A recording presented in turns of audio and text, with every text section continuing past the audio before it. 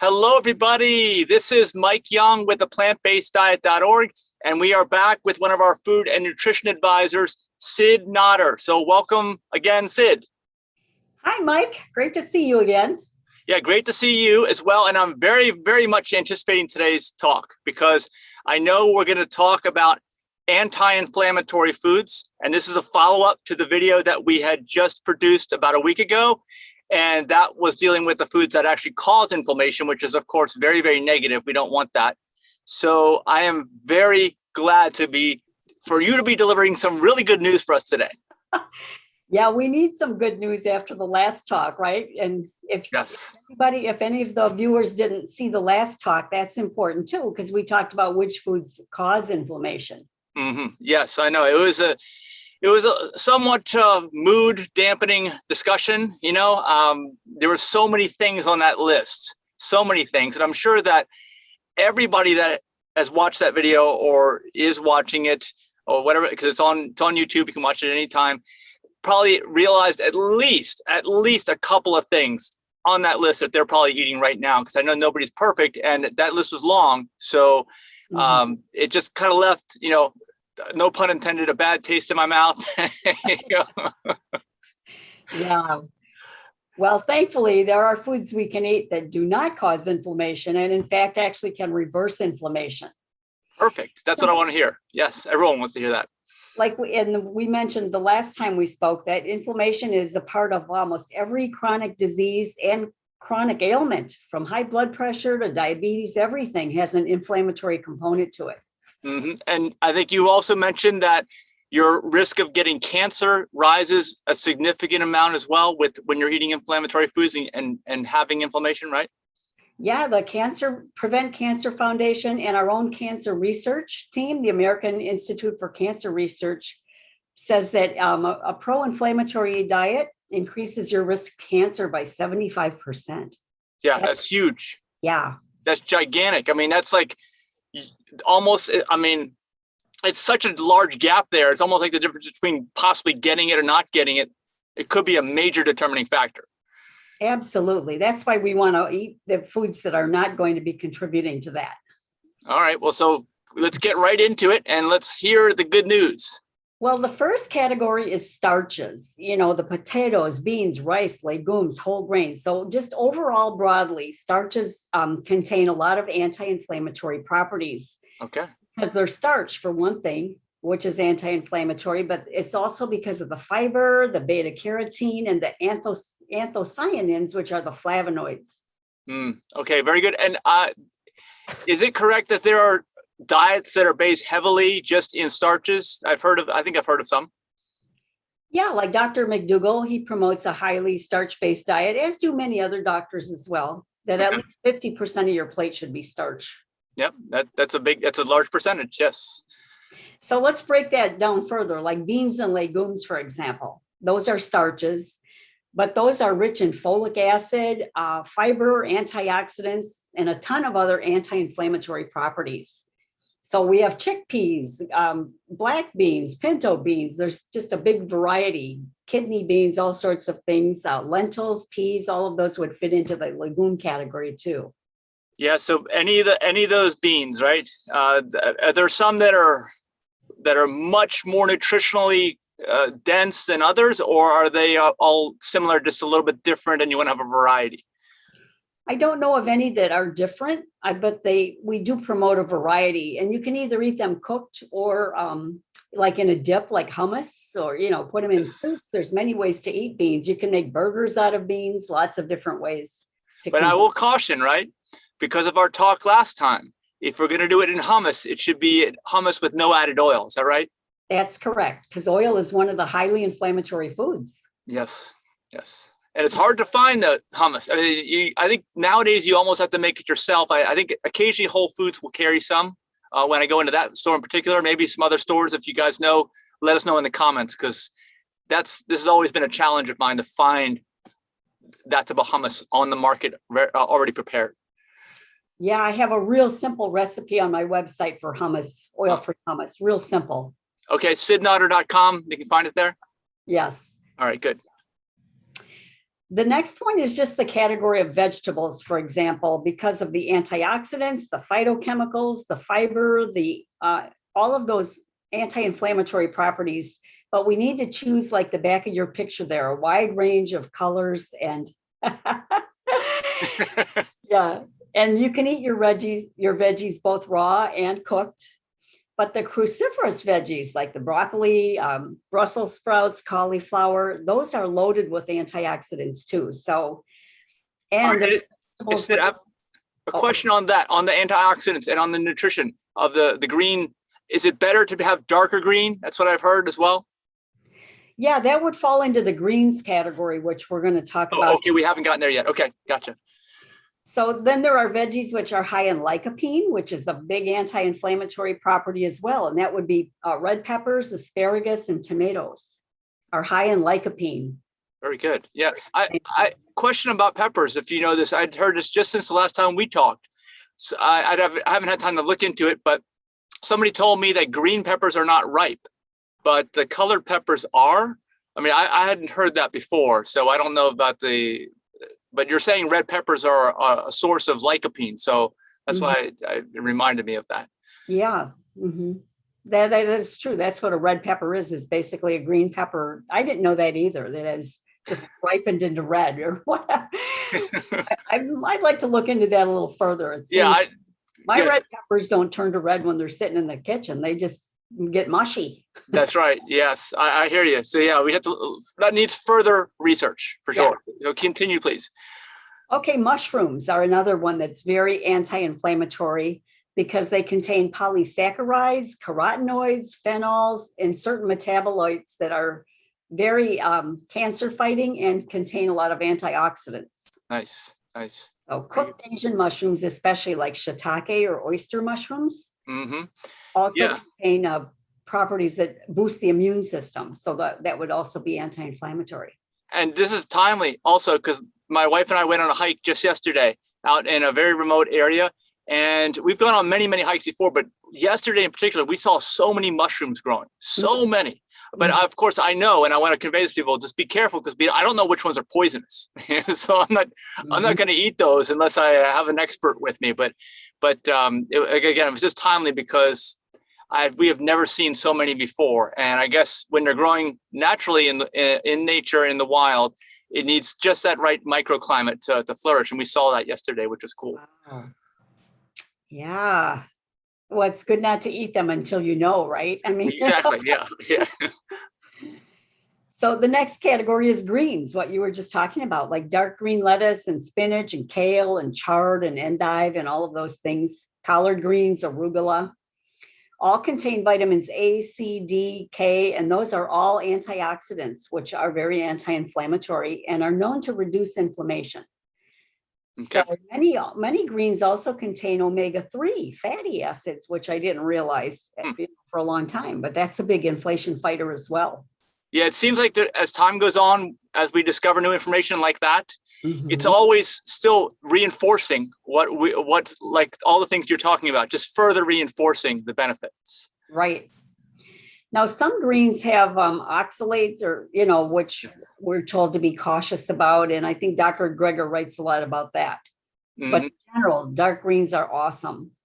Yeah, very good. So that, like you said, the darker, the better. Generally, like iceberg lettuce is going to be on one end of the nutrition scale, right? And then kale or spinach will be on the other type of a thing. Right. Okay. Yep. The next category would be fruit, right? Fruit is high in flavonoids, carotenoids, vitamins, and many anti-inflammatory properties. And I have a list here that says blueberries, apples, cherries, oranges, and many more are high in polyphenols, which also protect against inflammation. Yeah, those are really good. I have a question also. Another thing that may require further research, but it's been on my mind recently, is wondering about the nutritional content and the benefit to humans, depending upon if a fruit is ripened on the plant or if it ripens later. Do you know about that? I don't know any research on that. It seems to me the longer it ripens on the vine, the more nutritious it would be, because you know how bananas darken and they get sweeter. But I don't know about the nutrition factor. Yeah, I don't either. But again, something that requires further research, but it'd be interesting to know as we discover these things. And, you know, we talked about tomatoes and peppers and being high in lycopene. What was the other one? Asparagus. But there are fruits that are high in lycopene too, such as, where's my little list? Watermelon, grapefruit, and mangoes. Okay, very good, nice. For anti-inflammatory properties. Nice. Yeah, mangoes, you know, I've been down to Ecuador. My wife and I, 2 years in a row, we're going again. There's the taste of the mangoes there is so incredible. And I didn't realize they had lycopene too. So now I'm feeling even better about it. Yes. How are they different, Mike? I love mangoes. Are they just juicier or different taste? Well, I'd never been to Ecuador till about a year and a half ago. It was in early 2009, early 2020, before the COVID outbreak in the United States. And I experienced it then for the first time. We did go again in the winter again, and we'll be going again in this January coming up. I'd say that it tastes, I know delicious is such a word that's overused. You know, I'm trying to think of a word that I can use that's even better than that, because the difference between any fruit that I could get that's similar, that I can get anywhere that I travel, and which is mostly in the United States, and what I had there was just exponential, I'd say, almost. You know, you could sit there all day and eat these things and you would never get tired of them. Is it the climate? Is it a rainy climate, or what type of climate is it there? Well, where we visit is in the rainforest. It's southeast Ecuador. So it's in the Andes Mountains. It's at a height of almost a little below 3,000 feet. And, you know, it's very close to the equator. So they get 12 hours of sunlight every single day. And, you know, a lot of folks say that it's the real sun, the actual real sun, that really brings out even more in the plants. Supposedly, I guess this is another area that needs further research, but I hear this a lot. And if that is true, it really is, Ecuador is the place to go, because you're right on the equator. You know, it straddles the equator. We're a little south where we are. And then that just means the daylight too. You get 12 hours of daylight every single day, always. And the other part about there is that you don't need to irrigate anything ever, because it's raining on a regular basis. It doesn't rain constantly, but it rains enough that you don't need to water anything. Wow. So if you think about it, you know, you can grow just about anything, except you do run into the problem with some plants that where too much water is a problem, like a tomato. Actually, they're very sensitive. So, but the fruits, the quality, I can't convey it in words, but it's like I wouldn't mind eating all that all the time if I had that quality. You know what I'm saying? Yum! It sounds great. Scrumptious. Yes. Okay, our next category for anti-inflammatory foods are whole grains like steel-cut oats, brown rice, barley, quinoa, buckwheat, wild rice. All of those whole grains contain fiber, which is, by the way, we've mentioned fiber last week. We mentioned saturated fat was the most pro-inflammatory food component. Yes. Saturated fat, cholesterol, and trans fats, the three most pro-inflammatory. Fiber is the most anti-inflammatory. Yeah. All right. So yeah, these grains are filled with fiber. Yes. They feed our good gut bacteria, which in itself is anti-inflammatory. Well, let me clarify something here. You are not talking about white, like bleached grains that most people eat, I'd say, right? You're not talking about that. The whole grain, it has the it has the outer coating still on it, which is where all the fiber and nutrition are. Okay, so we're not talking about any grain that you can see it's white, like a rice that could be white, right? Like a bread that could be white, a pasta that could be white. We're not talking about because those don't contain these whole grains, right? No, those are refined grains. They've been refined, processed. And you know, Dr. McDougall says if you have white rice once in a while at the Chinese restaurant, you're not going to die. Right. But you don't want that to be a main thing in your diet. You know, you want to gotta have it, right? Even cereals, you know, that are made with grains, you have to be very careful with that. I hear you. Yeah, anything in a box with multiple ingredients these days, I am very skeptical of. Me too. The next one is whole soy foods. Believe it or not, whole soy foods like organic tofu and tempeh and miso and edamame and soy nuts and even soy milk. Like West Soy has a great organic soy milk. It's just organic soybeans and water. Those are the only two ingredients. Nice. So soy contains phytoestrogen, those omega-3 fatty acids that are very good for us. And not only provide anti-inflammatory effects, but they're very anti-cancer as well. And I know a lot of people avoid soy because they're afraid of cancer. They've got that mixed up with the estrogen and cancer, the estrogen and soy. Yeah. So I've got a big article on that on my website as well. All right, that's a good resource. And I want to comment on that as well, because I have a feeling that a lot of also gets mixed up is the fact that most food is non-organic and almost all soy is non-organic. And so if there's any concerns or any negative reactions, it could be the way the food is grown. So just if you're concerned about that, just make sure you get organic. Right. And make sure it's the whole food, not the isolated soy protein that you find in fake hot dogs and all this other stuff. Okay. We don't want to eat the isolated soy protein. We want the whole soy food. Okay. And I know that in our last video, I talked about protein powders. That would be the same thing. It's going to be an isolate, just like you said. Right. Yeah. So those can actually lead to inflammation, those isolated products. Yeah. So the next one would be nuts and seeds, like chia seeds, flaxseed, all kind of nuts, Brazil nuts, walnuts, any kind of nut and seed, because they're rich in omega-3 fatty acids is one reason. And there's a big controversy about how many nuts we should eat and, if we should have them every day. Some doctors like Esselstyn, if you have heart disease, no nuts. Mm-hmm. So I just did a talk on this on my live Q&A because so many people were asking about it. But nuts are also high in magnesium and vitamin E, both of which are anti-inflammatory components as well. So they're super high in fat. There you go. Yeah. If you're striving for weight loss, my personal advice is to limit your nut intake. And that includes nut butters like peanut butter and all of that. Oh, yeah. But if you're trying to lose weight or reverse a chronic disease, then you might want to lay off of them for a while altogether. Yeah, I hear you. I mean, that's it. It's the fat content, right? So I've heard also folks tell me that the way you want to eat these, and seed to be kind of hard, but for nuts at least, is don't cook them, have them in their natural form, which is usually shelled in some way that you've got to peel things off. And by the time you do all that work, you're going to eat a lot less nuts. Right. If you would otherwise. A lot about that. He said he remembers as a child at Christmas, they get a big bag of nuts with the nutcracker, and you had to work and pick just to get that little nut out of there. Now you just open the jar and pour them in your mouth. It's like yeah, or worse yet, you're getting some kind of a processed food product that's nut based, right? Like an ice cream or a cheese or something like that. And most times, right, there's a very high percentage of calories from fat, even though it's almost all from nuts. Yeah, I agree with the advice to use nuts as a condiment and like put some nuts on your oatmeal or toss a salad with some almonds or pecans or with other high fat foods. Put a slice of burrito or a slice of avocado in your burrito, but just don't overdo it on those super high fat foods. Yeah. Let me ask you your personal opinion. What about guacamole? That's nothing. That's avocado and a few other things.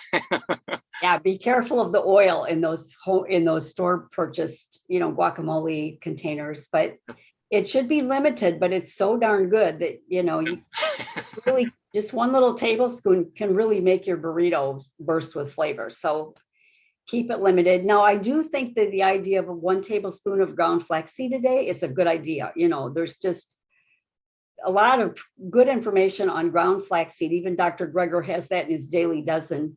Mm-hmm. Not only is it anti-inflammatory, super high in fiber, super high in omega-3. Nice. And it has lignans, which are cancer fighters. Oh yeah, this is a good reminder for me too.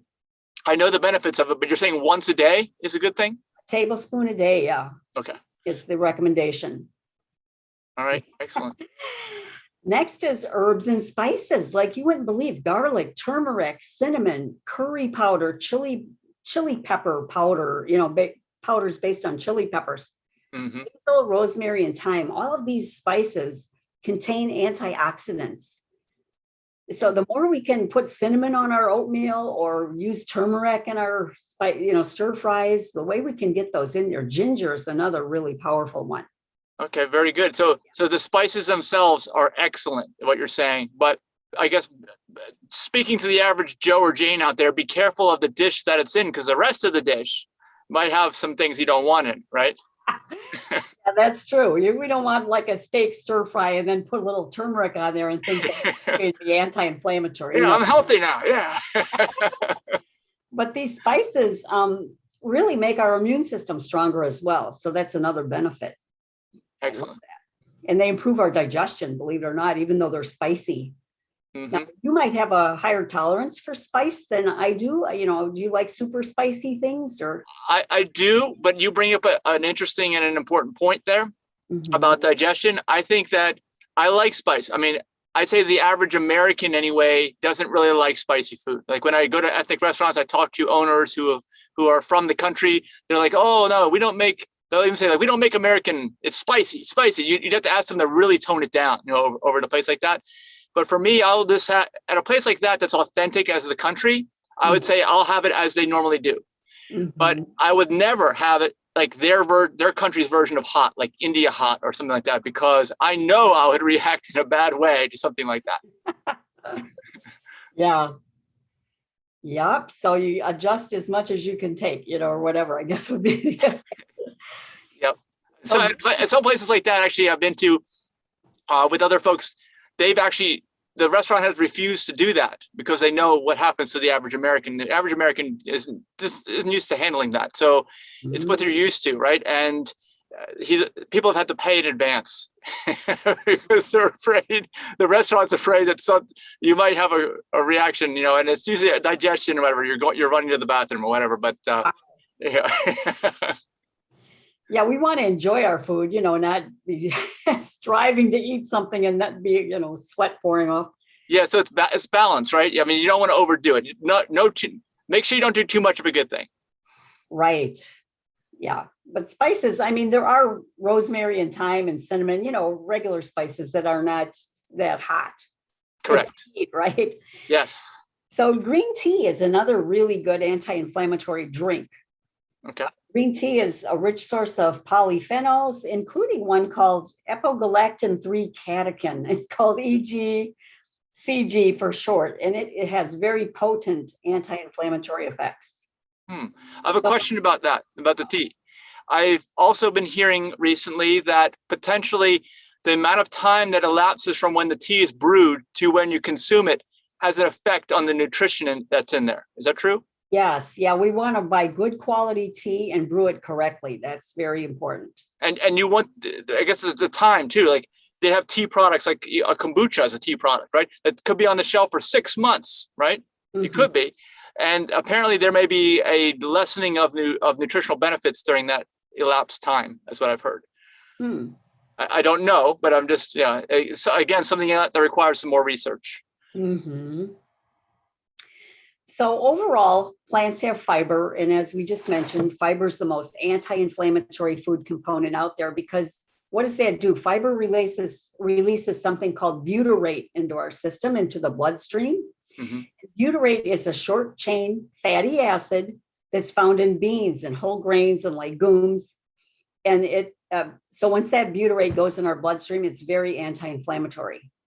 Nice. That's the benefit of fiber, as why to fiber is anti-inflammatory. One of the reasons is the butyrate. Okay, well, let me ask a question. I think I might know, but if you're talking about tea or coffee, I mean, these are beverages that have plants, but they don't really have any fiber in them, do they? No, but the green tea does have anti-inflammatory effects on its own because of the catechins. And then you're talking green tea, specifically green tea. Yeah. Okay. Plus, plants have antioxidants, which are vitamins A, C, E. All of those are abundant in beans, berries, sweet potatoes, apples, cherries, dark greens, pecans, grapes.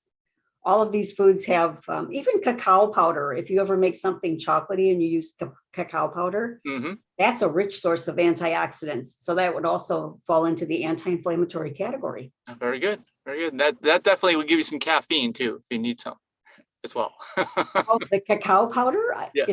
Does that have caffeine? Yeah, I mean, it's just well, I use it. I make my own like nice cream with it, right? When I blend the bananas, before I do that, I'll put some plant milk also that I make myself, and I'll put that together with the cocoa. Actually, the cacao. The cacao is the plant that the cocoa powder comes from, but I'll put the cocoa powder in. So maybe we're talking about two different things. I don't know. I think cocoa powder is once they roast the bean. Yes. Cacao powder is just the ground up beans, or yeah. You're right. You're right. So we were talking about two different things. So you're talking about the raw cacao from the plant. Mm-hmm. Okay. I have seen it. I know others that have eaten it. I may have had a bite of it once, but it's not something I do on a regular basis, but it sounds like it might be beneficial to have on a regular basis from what you're saying. It's very bitter. There's no sweetener in it, but if you put it in a smoothie and make nice cream like you're doing, that would be really good. It's really chocolatey. Very good. So if you have a sweet tooth too, since we're talking about that, like kiwis, pineapple, even figs. I'm not a big fig fan, but I know people that love to eat figs, as a treat. I like to eat dates. If you split a date open and put a little peanut butter in there, which of course limit that with an almond, that's a really good little sweet snack. Well, let me also mention something I discovered recently. It's probably been around for a little while. I got it at a store. I think it was a Trader Joe's. It's called cotton candy grapes. Have you had those? I've seen them, but is there something injected in them, or are they? No, I researched. Well, from what I found in my research, it is like the ones I got are organic. Okay, they're non-GMO, they're organic. They're just, I guess, bred in a certain way where they turn out sweeter. But I will tell you, they are very sweet. I mean, it was really like eating some candy that's loaded with granulated sugar, that kind of sweet. Because I was eating some of them and then I ate a blueberry after, and the blueberry didn't even taste like it was sweet at all. Not like at all. And after that, I've had some regular grapes, and I'm like, well, I don't know if I want to do that all the time. It's nice as a treat, but man, and it's natural. Like I said, organically grown. So it surprised me. I'll have to try those. Last week I bought a bag of mandarins. My husband loves those. Mm-hmm. I grabbed a bag. I didn't look at it, and sure enough, there was something chemically added to these mandarins to make them a different flavor. He said, "Oh, these have." I said, "What?" I didn't even look at the label, and then I felt horrible. Yeah. I think the mandarin oranges that are in the containers, there's been questions about those for a long time. Well, these were real mandarins. Wait, they were actually a whole plant that you opened up. Mm-hmm. With the peel and everything, but the way they had been raised, something must have been put in with the plants or something. Yes. I've been hearing about some of this, and this is why I asked you earlier about ripening. This is on my own journey. I'm still trying to find all this out. I'd heard something that was sent to me saying that watermelons, like they're picked. A lot of the ones you get in the store are not ripe because they pick them early because they're going to ship them, and then they might stay somewhere for a little while. They actually inject some chemicals in there as a ripening agent to get it to speed up. And this is a concern with any and all fruit. And the further you dive into it, it could be vegetables too, but mostly fruit, I'd say.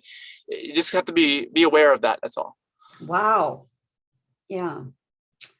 That's a shame. Another thing too, since we were talking about desserts, on my website, if you want it, there's for free 10 dessert smoothies, where dates are the only sweetener beside the fruit. Yes. And I do a whole class on that, like the Elvis impersonator shake, and all this stuff. really yummy smoothies. If people are into smoothies, some doctors don't promote smoothies, and others say it's okay as a treat. All right, well, check it out. That's cydnotter.com. Correct. Yep. So I think we've covered all the anti-inflammatory foods. So we had, just to recap here, we had starches, beans and legumes, vegetables, whole grains, not the refined grains, mm-hmm. herbs and spices, mushrooms, greens, fruit, whole soy foods. And because all those plants have fiber and antioxidants. Very good. People reverse their arthritis, all these inflammatory conditions can be reversed when we start to eat this way. Very good. Yeah, that's awesome. The body's always striving to heal. I love that. Aren't our bodies amazing? When you give it the right environment to heal, it wants to heal. Yes. Yeah, it is. And it's also amazing that actually folks will live as long as they do, some folks anyway, you know, without really responding to that or providing the right conditions. The body is very strong, you know, and it wants to, and the will to live is strong for everyone. Mhm. And I look forward actually down, you know, as time goes on, like with the information you're giving here today, if more and more folks follow this, I am very optimistic about how great of a life and how long of a life people may have in the future. You know, I do think that we're only starting to get into this type of lifestyle as a culture anyway. It's growing. I wish it was growing faster, but you know, you see more and more doctors promoting lifestyle medicine, and that just encourages me so much. Yes. Yeah. Well, you encouraged me as well, Sid, that you're delivering this information, and I've learned a few things here too today. And as we point out, there's a few things that we still don't know, and there's always going to be new questions, but I think all of it's going to keep leading back to this same type of a diet or a lifestyle or food, right? It's going to just, I think it's going to keep reinforcing what we already know. And the challenge is to get this into the mainstream, right? To get everybody to start doing this. Yeah, if only we could. Well, we're making strides. We're always making strides. I mean, this is how we're designed to eat. You know, we're not designed to eat junk food or fake foods. Yeah. Yeah, I know. And over time, I'm also hopeful that, like what you see behind me, a lot more of what we see here will be everywhere, because it's so easy. Like, I know I would think you'd agree that the best way to stop eating something is to get it out of your house. Don't have it there. But the problem is, like, wherever you go to buy stuff, there are so many choices that are less than optimal. So I'm hoping that will change as well. Mm-hmm. Yeah, you can buy candy bars and beef jerky at the hardware store. You know, there's bad food put right in your path. Yeah, I know. Anyway, well, thank you so much. All right. And of course, you have authored a book called The Plan A Diet. And you have a copy of that? This is also on my website for only $10, cheaper than Amazon. Nice. All right. So you're not being sent to outer space then. We don't have to fund that, right? If you're buying directly from Sid. My husband might want to send me to outer space sometimes. I'm not sure. Okay. I hope not. Yeah. All right. Well, as long as you have internet connection, we still need to be able to talk about these things, you know? All right. Well, thank you so much. I feel so much better after this talk. And also something I noticed, like you see behind me, and of course, everything that you talked about here, Sid, you know, our nonprofit, if you look at our logo, it's actually what we considered back in 2014, 15 timeframe anyway, the correct food pyramid. And I think most of what you talked about today is shown in a picture form on that and nothing else. So, you know, great. Yeah. For all you do. Yeah, but that's just a minor reinforcement. Everybody still needs to hear what you have to say. It's all about the details, right? I think it's knowing why, because that's a motivator for me. Yeah. You know, I would love to eat junk food, but I don't, because I'm motivated by this information. Mm-hmm. And then for me, I don't know how about yourself, but as I get more years behind me, I cannot, my body does not, it's not as resilient to the abuse. And I call it that. That's the only word I use, of the bad food. Okay. Because it will not bounce back like it did in the past. And I think everyone needs to get better as they get more years, you know, in their life. So this is important information. Yeah, and quality years at that, right? We don't want to live the last 10 or 15 years of our life centered around our health problems. That's right. We want to have fun. Yeah. Right. No one's having fun if they're very ill, and that's usually what ends up happening, right? So we don't want that. And hopefully, if anyone you know needs this information, please pass it along, share the video, tag them, depending upon where you're watching it. And stay tuned for us for some more videos from Sid. And you also heard her website is sidnotter.com, CYDNOTTER.com, and it'll be on the screen actually down below. I put it at the beginning and the end of this video. So until next time. Keep up your great work. You're doing amazing things out there. All right, you too. Thank you. Okay, thanks so much. You're welcome. Bye-bye.